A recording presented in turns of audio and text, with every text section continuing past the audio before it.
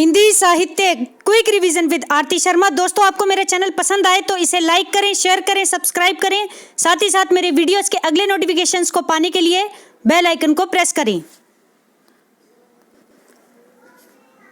दोस्तों, आज हम करेंगे रामबाण संकलन के अंतर्गत अपना कहानी विषय, ठीक है, जिसके अंतर्गत हम देखेंगे पार्ट ए, कहानी का पार्ट ए, ठीक है। तो गौर करेंगे दोस्तों, देखते हैं कहानी, ठीक है।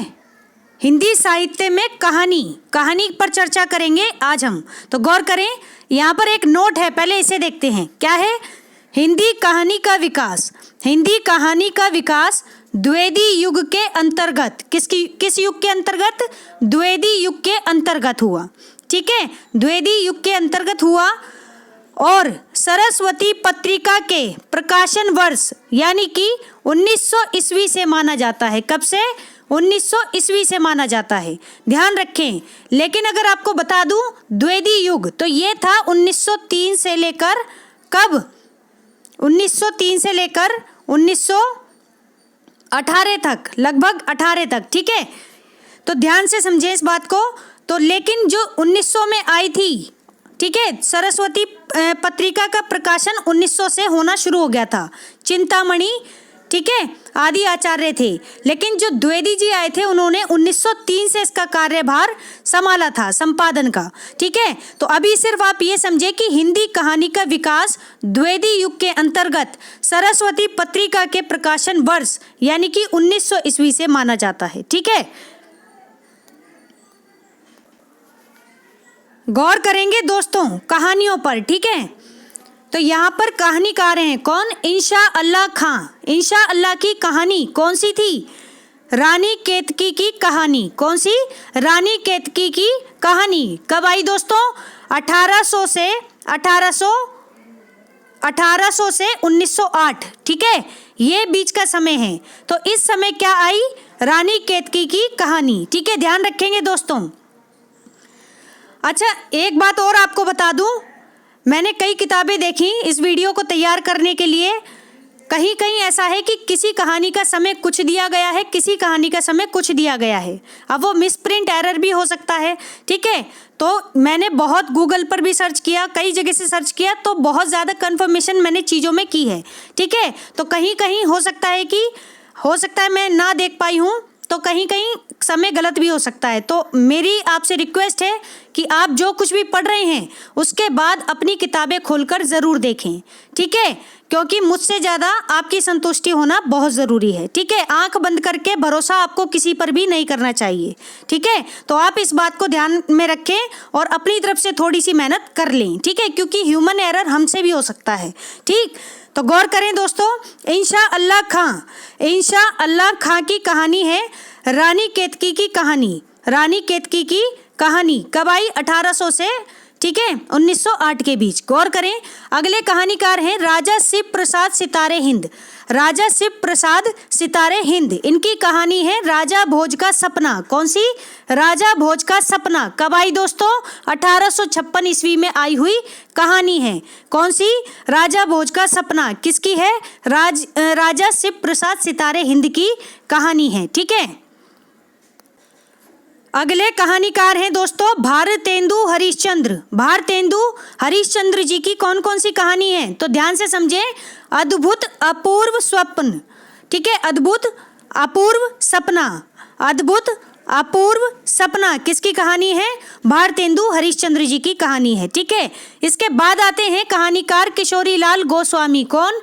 किशोरीलाल गोस्वामी, ठीक है, इनकी कहानी है दोस्तों इंदुमती। किशोरीलाल गोस्वामी जी की कहानी है इंदुमती। कब आई? 1901 में आई। कब? 1901 में आई। और यहाँ पर इम्पोर्टेंट है बात क्या, कि ये पहली कहानी मानी है। किसने? रामचंद्र शुक्ल ने।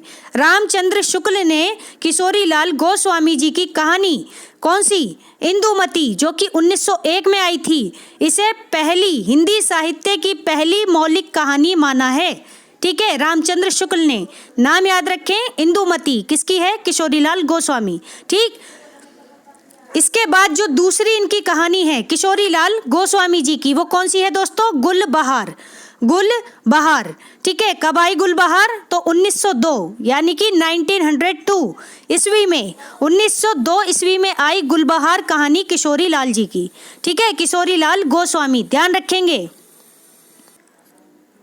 अगले कहानीकार हैं दोस्तों माधव राव सप्रे, माधव राव सप्रे, ठीक है। इनकी कहानी है कौन सी? एक टोकरी भर मिट्टी, एक टोकरी भर मिट्टी। कब आई ये? 1901 ईस्वी में, 1901 ईस्वी में आई कहानी है। किसकी? माधव राव सप्रे की कहानी एक टोकरी भर मिट्टी, ठीक है। अब दोस्तों इसे पहली कहानी यानी पहली मौलिक कहानी किसने माना है? ठीक है, ये प्रश्न बनेगा आपका। तो आपके सामने कहानी लिखती जाएगी और पूछा जाएगा कि माधव राव सप्रे की कहानी एक टोकरी भर मिट्टी को पहली मौलिक कहानी किसने माना है? तो आधुनिक खोजों के अनुसार, जो आधुनिक खोज यानी कि आधुनिक युग में जो खोज हुई है, रिसर्च हुई है, उसके अनुसार देवी प्रसाद वर्मा ने, किसने? देवी प्रसाद वर्मा ने, और साथ में आधुनिक खोजों के अनुसार इसे पहली कहानी माना गया है। किसे? माधव राव सप्रे की कहानी एक टोकरी भर मिट्टी को, ठीक है। 1901 में आई थी दोस्तों, समय जरूर याद रखें, ठीक है। और कौन है जिन्होंने इन्हें पहली मौलिक कहानी माना? तो एक तो आधुनिक खोजों के अनुसार, ये ऑप्शन में मिलेगा आपको, या फिर आपको सीधा सीधा नाम भी दिया जा सकता है, देवी प्रसाद वर्मा, देवी प्रसाद वर्मा। इन्होंने एक टोकरी भर मिट्टी जो कि माधव राव सप्रे की कहानी है, ठीक है, जो कि 1901 में आई, ठीक, इसे पहली मौलिक कहानी माना है हिंदी साहित्य में, ठीक है, ध्यान रखेंगे, गौर करेंगे दोस्तों, ध्यान दें। क्या है? माधव राव सप्रे, माधव राव सप्रे की कहानी, वो थे माधव राव सप्रे, ये है माधव राव मिश्र, अलग अलग व्यक्ति हैं, ध्यान से समझेंगे। वो थे माधव राव सप्रे, ये है माधव राव मिश्र। तो कभी भी प्रश्न आपके सामने आए तो आपको नाम ध्यान से देखना है दोस्तों। कंफ्यूजन क्रिएट करने के लिए ही एग्जामिनर ऐसे ही प्रश्नों को ढूंढता है, जहां पर स्टूडेंट क्या हो जाए? कंफ्यूज हो जाए और अपना आंसर गलत करके आ जाए, ठीक है। तो हम ये ठान कर स्टडी करें कि हम किसी भी तरह से अपना आंसर गलत नहीं होने देंगे, ठीक है, हम ऐसी स्टडी करेंगे, ठीक। तो ध्यान रखें दोस्तों, सेल्फ एफर्ट जरूर लगाने हैं आपको, सेल्फ स्टडी बहुत जरूरी है, ठीक। तो गौर करें, माधव प्रसाद मिश्र, माधव प्रसाद मिश्र जी की कहानी है पुरोहित का आत्मत्याग, पुरोहित का आत्मत्याग। कब आई? 1900 ईस्वी में आई हुई कहानी है, ठीक है। इसके अलावा एक इनकी कहानी है मन की चंचलता। क्या? मन की चंचलता। कब आई? 1900 ईस्वी में आई, 1900 ईस्वी में आई हुई कहानी है मन की चंचलता, जो कि माधव प्रसाद मिश्र जी की कहानी है। तो इस प्रकार माधव प्रसाद मिश्र जी की दो कहानी हमने देखी दोस्तों, कौन कौन सी? पुरोहित का आत्मत्याग जो कि 1900 ईस्वी में आई, इसके बाद है मन की चंचलता जो कि 1900 ईस्वी में यानी कि सेम ईयर आई, दोनों कहानी एक ही वर्ष में आई, ठीक है। तो ध्यान रखेंगे। अगले कहानीकार हैं भगवान दीन, भगवान दीन, इनकी कहानी है दोस्तों कौन सी? प्लेग की चुड़ैल, प्लेग की चुड़ैल, जो कि 1902 ईस्वी में आई। कब? 1902 ईस्वी में, 1902, ठीक है, याद रखें, 1902 ईस्वी में आई प्लेग की चुड़ैल। प्लेग की चुड़ैल किसकी कहानी है? भगवान दीन की, ठीक है, याद रखेंगे। अगले कहानीकार हैं हमारे आचार्य रामचंद्र शुक्ल, आचार्य रामचंद्र शुक्ल, ठीक है। इनके बारे में आप जहां कहीं भी पढ़ें, कुछ भी पढ़ें, बहुत ही ध्यान से पढ़ेंगे, ठीक है, बहुत ही ध्यान से पढ़ेंगे, क्योंकि जो इतिहास हिंदी साहित्य का मिलता है व्यवस्थित रूप से वो इन्हीं का मिलता है, ठीक है। तो इनको तो आपको बहुत अच्छे से ही समझना है, ठीक है। इनके साथ साथ हजारी प्रसाद द्विवेदी जी के विचारों को भी आप ध्यान में रख करके चलेंगे, ठीक है। तो गौर करें, रामचंद्र शुक्ल जी की कहानी है दोस्तों 11 वर्ष का समय, 11 वर्ष का समय, जो कि कब आई? 1903 ईस्वी में आई थी, 1903 ईस्वी में आई थी 11 वर्ष का समय। ये वही समय है जब महावीर प्रसाद द्विवेदी जी ने सरस्वती पत्रिका का संपादन का कार्य भार संभाला था, ठीक है। तो आचार्य रामचंद्र शुक्ल की कहानी 11 वर्ष का समय, जो कि 1903 ईस्वी में आई हुई कहानी है, इसे पहली मौलिक कहानी किसने माना है? ये प्रश्न बनेगा आपका। क्या बनेगा कि इसे पहली मौलिक कहानी किसने माना है? तो आप बताएंगे दोस्तों, डॉक्टर लक्ष्मी नारायण लाल ने। किसने? डॉक्टर लक्ष्मी नारायण लाल ने रामचंद्र शुक्ल की कहानी 11 वर्ष का समय, जो कि 1903 ईस्वी में आई थी, इसे हिंदी की पहली मौलिक कहानी माना है। ठीक है, नाम याद रखें, डॉक्टर लक्ष्मी नारायण लाल। ठीक है दोस्तों, इसके बाद जो हमारी कहानीकार आती हैं वो हैं दोस्तों राजा बाला घोष। ठीक है, राजेंद्र बाला घोष होगा। ठीक है, राज बाला घोष। अब मैं खुद कंफ्यूज हो गई हूँ अब इनके नाम में। ठीक है, तो इन्हें बंग महिला भी कहते हैं। ठीक है, बंग महिला के नाम से भी जानते हैं। ठीक है, तो दोस्तों इनका सही नाम है राजेंद्र बाला घोष।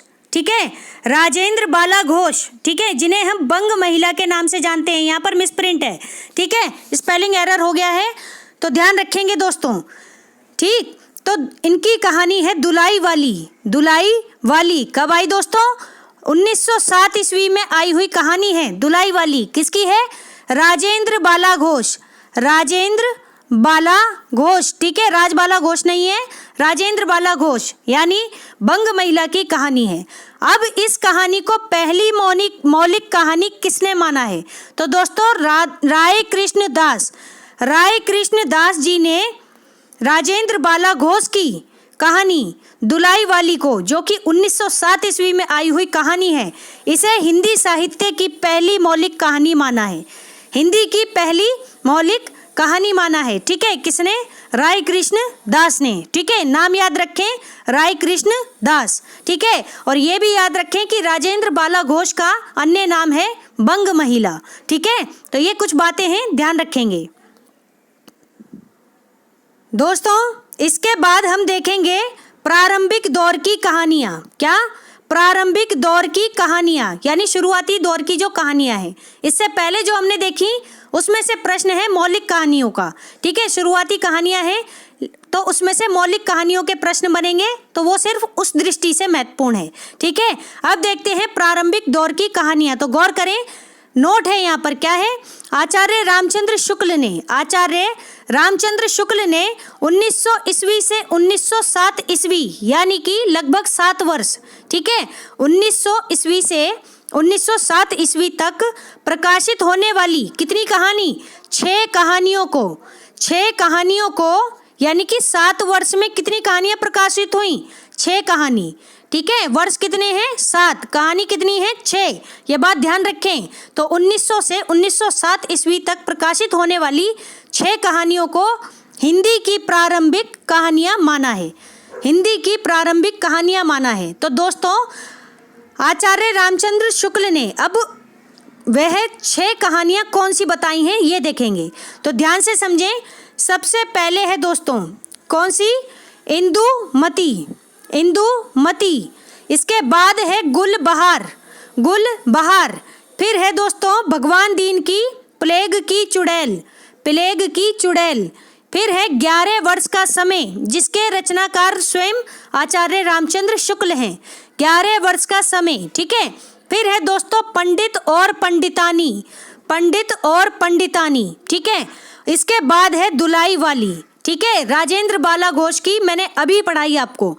ठीक है, दुलाई वाली कहानी। तो कुल मिलाकर 6 कहानियां हैं जो कि प्रारंभिक दौर की कहानियां मानी जाती हैं। तो कौन कौन सी और किसने माना है? सबसे बड़ी बात तो रामचंद्र शुक्ल ने कौन कौन सी मानी है? ध्यान दें, इंदुमती, गुलबहार, प्लेग की चुड़ैल, 11 वर्ष का समय, पंडित और पंडितानी, और साथ में दुलाई वाली। ठीक है, तो ध्यान रखेंगे दोस्तों ये 6 कहानियां।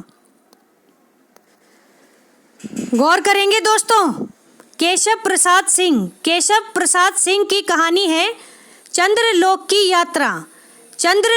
यात्रा, जिसे पहली वैज्ञानिक कहानी भी माना जाता है। ठीक है, चंद्रलोक की यात्रा कब आई दोस्तों? 1900 ईस्वी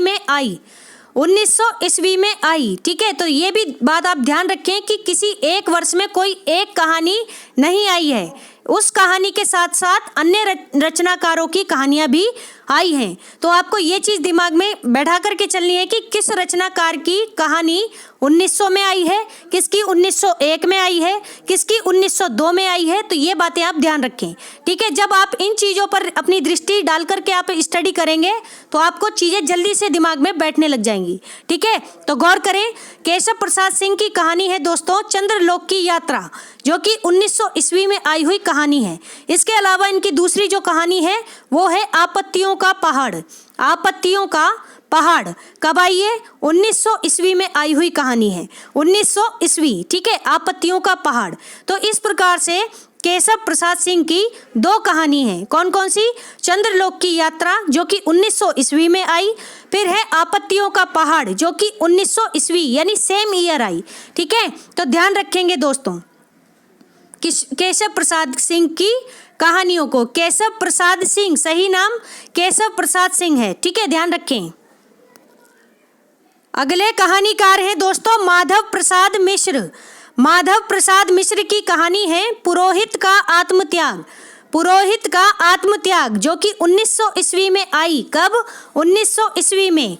मैंने अभी आपको पढ़ाया था थोड़ी देर पहले, ठीक है, लेकिन क्योंकि कहानी का क्रम सही से बना रहे मैंने इसलिए इसको दोबारा से यहाँ पर जोड़ दिया। तो आप ध्यान रखें, 1900 में आई पुरोहित का आत्मत्याग, फिर आई इनकी माधव प्रसाद मिश्र की दूसरी कहानी मन की चंचलता जो कि 1900 ईस्वी में आई। कब? सेम ईयर 1900 में ही आई, ठीक है। ध्यान रखें, माधव प्रसाद मिश्र जी की दो कहानियां हैं। कौन कौन सी? पुरोहित का आत्मत्याग और मन की चंचलता, दोनों ही 1900 ईस्वी में आई हुई कहानियां हैं, ठीक है दोस्तों। गौर करेंगे दोस्तों, गिरिजा दत्त वाजपेयी। गिरिजा दत्त वाजपेयी, इनकी कहानी है दोस्तों पति का पवित्र प्रेम। पति का पवित्र प्रेम, ठीक है, जो कि 1903 ईस्वी में आई हुई गिरिजा दत्त वाजपेयी की कहानी है। 1903 ईस्वी, ठीक है, ध्यान रखें कौन सी है कहानी? पति का पवित्र प्रेम। पति का पवित्र प्रेम, ठीक है, गिरिजा दत्त वाजपेयी 1903 ईस्वी में आई हुई कहानी है, ठीक। इसके बाद आते हैं वेंकटेश नारायण। वेंकटेश नारायण, इनकी कहानी है दोस्तों एक सैनिक की आत्मकथा। एक सैनिक की आत्मकथा कब आई है? 1906 ईस्वी में आई हुई कहानी है। एक सैनिक की आत्मकथा 1906 ईस्वी, ठीक है, ध्यान रखें किसकी है दोस्तों? वेंकटेश नारायण की है। वेंकटेश नारायण की, ठीक है, ध्यान रखें क्या है? एक सैनिक की आत्मकथा जो कि 1906 में आई हुई कहानी है, ठीक है। अगले कहानीकार हैं दोस्तों वृंदावन लाल वर्मा, ठीक है, वृंदावन लाल वर्मा, नाम याद रखें। ऐतिहासिक कहानी परंपरा के जनक कौन है? वृंदावन लाल वर्मा। तो प्रश्न ये भी बन सकता है कि ऐतिहासिक कहानी परंपरा के जनक कौन है? तो आप बताएंगे दोस्तों वृंदावन लाल वर्मा, ठीक है। अब इनकी कहानी कौन कौन सी है इस पर ध्यान देंगे, तो ध्यान से समझे दोस्तों, इंपॉर्टेंट है ये, ठीक। इनकी कहानी है राखी बंद भाई। राखी बंद भाई जो कि 1909 ईस्वी में आई कहानी है किसकी? वृंदावन लाल वर्मा की। क्या है? राखी बंद भाई, ठीक है, ध्यान रखें 1909 ईस्वी में, ठीक। और यह ऐतिहासिक कहानियों की परंपरा, ऐतिहासिक कहानियों की परंपरा का शुभ आरंभ है, ठीक है। इसी कहानी से दोस्तों ऐतिहासिक कहानियों की परंपरा की शुरुआत हुई, ठीक है। कब है ये वर्ष? 1909 ईस्वी में। कहानी कौन सी थी? राखी बंद भाई। तो राखी बंद भाई के रचनाकार कौन है? वृंदावन लाल वर्मा, ठीक है। और ध्यान रखें यह क्या है? प्रारंभिक कहानी है, प्रारंभिक कहानी भी है, ठीक, ये बात ध्यान रखें। इसके अलावा जो वृंदावन लाल वर्मा की कहानी है तो दोस्तों वो है ततार और एक वीर। ततार और एक वीर, ठीक है, ध्यान रखें, गौर करेंगे। तो दोस्तों इसमें इंपॉर्टेंट है कि वृंदावन लाल वर्मा की पहली ऐतिहासिक कहानी जो कि ऐतिहासिक कहानी की परंपरा का शुरुआत मानी जाती है, तो वो कहानी कौन सी है? राखी बंद भाई जो कि 1909 ईस्वी में आई हुई कहानी है, ठीक है, याद रखेंगे। तो दोस्तों यहाँ पर एक कहानी है ततार और एक वीर। मुझे लग रहा है यहाँ पर मिस प्रिंट है, ठीक है, टाइपिंग एरर हो सकता है, मैं इसे कंफर्म करके आपको बताऊंगी। ठीक, तो ततार, ये ततार तो मुझे खुद ही बोलने में सही नहीं लग रहा है, तो तलवार और एक वीर राजपूत, पूरी कहानी का नाम है तलवार और एक वीर राजपूत, जो कि 1910 में आई हुई वृंदावन लाल वर्मा जी की कहानी है। ठीक है, इसके अलावा और कहानी है वो भी देखते हैं। इनकी अगली कहानी है दोस्तों शरणागत, बहुत ही इंपॉर्टेंट कहानी है। शरणागत कब आई? 1950 ईस्वी में आई हुई कहानी है, वृंदावन लाल वर्मा की कहानी है शरणागत। ठीक है, ध्यान रखें, शरणागत कब आई? 1950 ईस्वी, यानी कि आज़ादी के 3 वर्ष बाद। 1947 में हमारा देश आज़ाद हुआ था, उसके 3 साल बाद आई। ठीक है, तीसरे साल आई कौन सी कहानी? शरणागत, 1950 ईस्वी, याद रखेंगे। इनका कहानी संग्रह, ठीक है, और ये क्या है? इनका एक कहानी संग्रह है शरणागत। ठीक है, ध्यान रखें। इसके अलावा कलाकार का दंड, इनका एक कहानी संग्रह और है, तो 2 कहानी संग्रह हो गए। कौन कौन से? एक शरणागत और दूसरा कलाकार का दंड। ठीक है, शरणागत आया 1950 ईस्वी में, ठीक, और कलाकार का दंड कब आया? 1950 ईस्वी में, सेम ईयर। ठीक है, तो ये भी कहानी संग्रह किसका है? वृंदावन लाल वर्मा का। ठीक है, याद रखेंगे दोस्तों, इंपॉर्टेंट बातें हैं। शरणागत और कलाकार का दंड इनके यानी वृंदावन लाल वर्मा जी के क्या हैं? कहानी संग्रह। ठीक है, याद रखें। अगले कहानीकार हैं दोस्तों विशंबर नाथ शर्मा कौशिक। विशंबर नाथ शर्मा कौशिक, इनकी कहानी है कौन कौन सी? ध्यान से समझेंगे दोस्तों। गल्प मंदिर, गल्प मंदिर, जो कि 1919 ईस्वी में आई हुई कहानी है विशंबर नाथ शर्मा कौशिक की। ठीक है, विशंबर नाथ शर्मा कौशिक की कहानी गल्प मंदिर 1919 ईस्वी में आई हुई कहानी है। ठीक है, फिर है रक्षाबंधन, बहुत ही इंपॉर्टेंट कहानी है दोस्तों, ध्यान से समझेंगे। रक्षाबंधन कब आई? देखो, मुझे 2 डेट मिली हैं, 2 डेट मिली हैं। एक मिली है 1912 और एक मिली है 1913। जो ज़्यादा मुझे मिली है किताबों में, इसका सही प्रकाशन वर्ष तो 1913 मिला है, तो आप फर्स्ट प्रायोरिटी देंगे 1913 को। अगर ये ऑप्शन में नहीं होगा तो आप बोलेंगे 1912। ठीक है, तो ध्यान रखें, विशंबर नाथ शर्मा कौशिक की कहानी है दोस्तों रक्षाबंधन। ठीक है, जो कि 1912 या 13 में आई हुई कहानी है। ठीक है, ध्यान रखें। साथ ही साथ यह एक प्रारंभिक कहानी भी है, प्रारंभिक कहानी भी है। ठीक है, ध्यान रखें। इसके अलावा विशंबर नाथ शर्मा कौशिक जी की कहानी है ताई। कौन सी? ताई। फिर है चित्रशाला, जो कि भाग 1, चित्रशाला भाग 1 कब आई? 2 भागों में है इनकी। ठीक है, कहानी चित्रशाला एक भाग 1, जो कि 1924 ईस्वी में आई। कब? 1924 ईस्वी। ठीक है, फिर आई चित्रशाला भाग 2, ये कब आई? 1929 ईस्वी, 1929 ईस्वी। इसी वर्ष आचार्य रामचंद्र शुक्ल का हिंदी साहित्य का इतिहास भी आया था, अगर आपको याद हो तो। ठीक है, फिर है दोस्तों मंगली। क्या? मंगली। ठीक है, फिर है प्रेम प्रतिमा, ये इनकी कुछ अन्य कहानियां हैं, ध्यान से समझें। मंगली, प्रेम प्रतिमा, कल्लोल, कल्लोल जो कि 1933 ईस्वी में आई हुई विशंबर नाथ शर्मा कौशिक की कहानी है। ठीक है, फिर है दोस्तों मणिमाला। कौन सी? मणिमाला। तो इस प्रकार विशंबर नाथ शर्मा कौशिक जी की कहानी कौन कौन सी है दोस्तों? गल्प मंदिर, जो कि 1919 ईस्वी में आई। ठीक है, एक बार फिर से देख लें। फिर है रक्षाबंधन। ठीक है, पहले हमने गल्प मंदिर पढ़ी, जो कि 1919 में। रक्षाबंधन 1912 या 13 में, जो कि प्रारंभिक कहानी भी है। फिर आई ताई। ठीक है, फिर है चित्रशाला भाग 1 और चित्रशाला भाग 2। ठीक है, जो कि एक भाग आया 1924 में, दूसरा इसके 5वें वर्ष आया 1929 में। ठीक, फिर है इनकी कहानी मंगली, प्रेम प्रतिमा, कल्लोल। कल्लोल कहानी इनकी 1933 ईस्वी में आई। ठीक है, फिर है दोस्तों मणिमाला। ठीक है, तो ये कहानियां हैं किसकी? विशंबर नाथ शर्मा कौशिक की कहानी। ठीक है, ध्यान रखेंगे, इंपॉर्टेंट बातें हैं। अगले कहानीकार हैं, कौन है? ध्यान दें, गिरिजा कुमार घोष। गिरिजा कुमार घोष, इनकी कहानी है दोस्तों एक के दो दो, एक के 2-2 कब आई है? 1906 ईस्वी में आई हुई कहानी है। 1 के 2-2, ठीक है। मेरा पुनर्जन्म दूसरी कहानी है इनकी। ये कब आई? 1906 में या फिर 1907 ईस्वी में, ठीक है। 2 डेट मिली है इसकी भी, तो 1906 और 1907 देख लेना ऑप्शन को सही से। जब भी आप प्रश्न करें तो गौर करें। गिरिजा कुमार घोष की 2 कहानियां हैं, कौन कौन सी? 1 के 2-2 जो कि 1906 ईस्वी में आई, फिर है मेरा पुनर्जन्म, ठीक है, जो कि 1906 या 1907 ईस्वी में आई हुई इनकी कहानी है, ठीक है, याद रखेंगे। तो दोस्तों हमारा आज का ये वीडियो यहीं समाप्त होता है। Thanks for watching. अगर आपको मेरे वीडियोस पसंद आ रहे हैं तो इन्हें लाइक करें, शेयर करें, मेरे चैनल को सब्सक्राइब करें। साथ ही साथ मेरे वीडियोस के अगले नोटिफिकेशंस को पाने के लिए बेल आइकन को प्रेस करें। धन्यवाद दोस्तों।